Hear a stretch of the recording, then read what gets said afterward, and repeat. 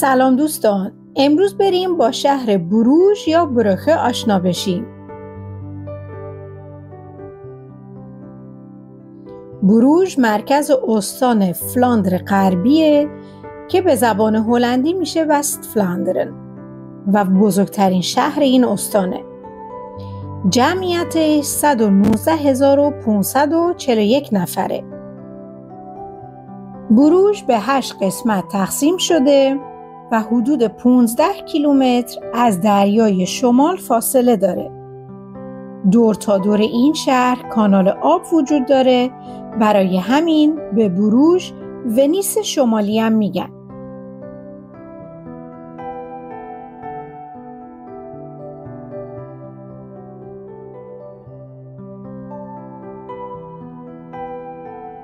اولین ایستگاه قطار در سال 1838 افتتاح شد و در میدان زند قرار گرفت.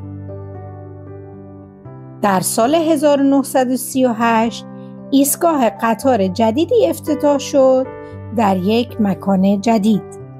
زند یک میدان در مرکز بروژ و بزرگترین میدان این شهره. در اطراف میدان مغازه‌ها، رستوران‌ها و مکان‌های تفریحی وجود داره. سال 2002 سالن کنسرت افتتاح شد که برنامه‌های مختلفی در این مکان اجرا میشه. هر سال در ماه می به مدت 1 ماه شهر بازی در این میدان برگزار میشه و هر شنبه بازار روز برپاست. این مرکز تاریخی به نام خروت مارکت به عنوان شهر قرون وسطایی در فهرست میراث جهانی یونسکو ثبت شده که با ساختمان‌های نمای پله‌ای قابل رؤیته. این ساختمان 83 متری آجری به سبک گوتیک ساخته شده که هر نیم ساعت ناقوسش به صدا در میاد.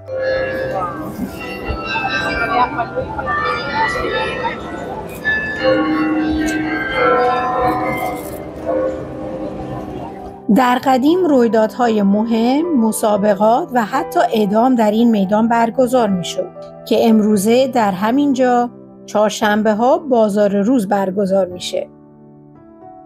اطراف این میدونم رستوران های فراوونی هست که یکی از معروفترین و محبوبترین غذاشون سیب زمینی سرخ شده با مایونزه. حتی کبوترها عاشق سیب زمینی هستند. حالا رسیدیم به باریکترین کوچه این شهر.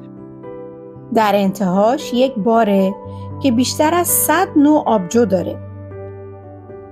بروژ آبجوهای معروف خودش هم داره، مانند بروخس زوت، بروخ تریپل و استراف هندریک.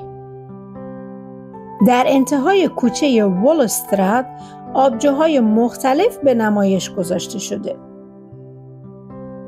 به غیر از غذا و آبجو، سوغاتی‌های بسیاری است مثل صنایع دستی، شکلات